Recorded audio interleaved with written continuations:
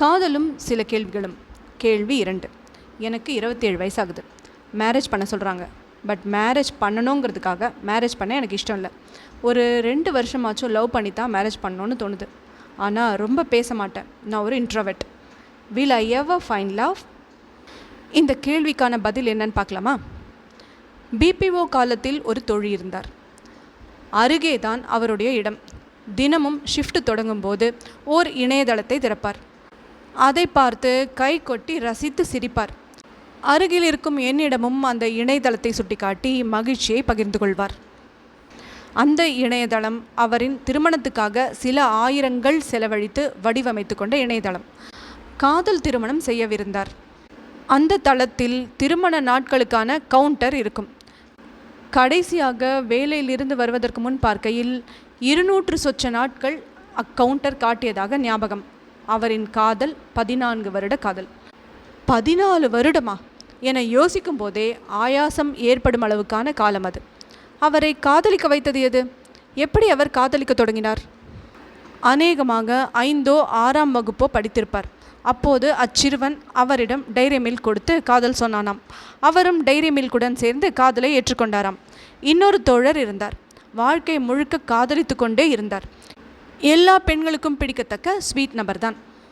நாம் காதலிக்கும் பெண்களே கூட அவனைப் போல ஒருவன் இருப்பானா என சப்போர்ட் செய்யக்கூடிய நபர்.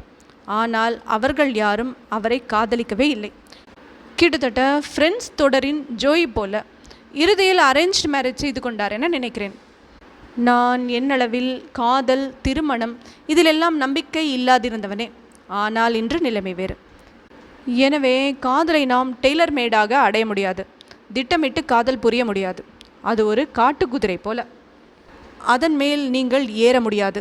கஷ்டப்பட்டு காயப்பட்டு ஏறிவிட்டாலும் அது உங்களின் விருப்பத்துக்கு ஓடாது. காதலிக்க வேண்டுமென 2 வருடங்கள் நீங்கள் காத்திருப்பதாக ஒரு பேச்சுக்கு வைத்து கொண்டாலும் 2 வருடங்களும் உங்களுக்கு காதல் வாய்க்காமல் போகலாம், வாய்க்கலாம். வாய்த்து முறிந்து மீண்டெழ முடியாத படிக்கு ஆகலாம். வாய்த்து முறிந்து மீண்டும் ஒன்று வாய்த்து முறிந்து உறவின் மீதே நம்பிக்கையற்று போகலாம். எனவே திருமணம் செய்து கொண்டு காதலியுங்கள் எனவும் சொல்லப்போவதில்லை. ஏனெனில் அங்கும் இதே வகை சாத்தியங்கள் உண்டு. நல்ல துணை நேரலாம், புரிந்து கொள்ளாத துணை வரலாம், உறவு முறியலாம், அல்லது பிரச்சனைகளின்றி வாழ்க்கை ஓடலாம். அடிப்படையாக காதலோ திருமணமோ எந்த உறவுமோ கூட எல்லா விபத்துகளும் நேரக்கூடிய சாலையாகவே புரிந்து கொள்ளப்பட வேண்டும். விபத்து நேரும் என்பதால் சாலையில் நாம் பயணிக்காமல் இருப்பதில்லை. பயணம்தான் முக்கியம் என்றான பின் சாலையா முக்கியம்? எனவே எதுவாகினும் உங்கள் முடிவுதான்.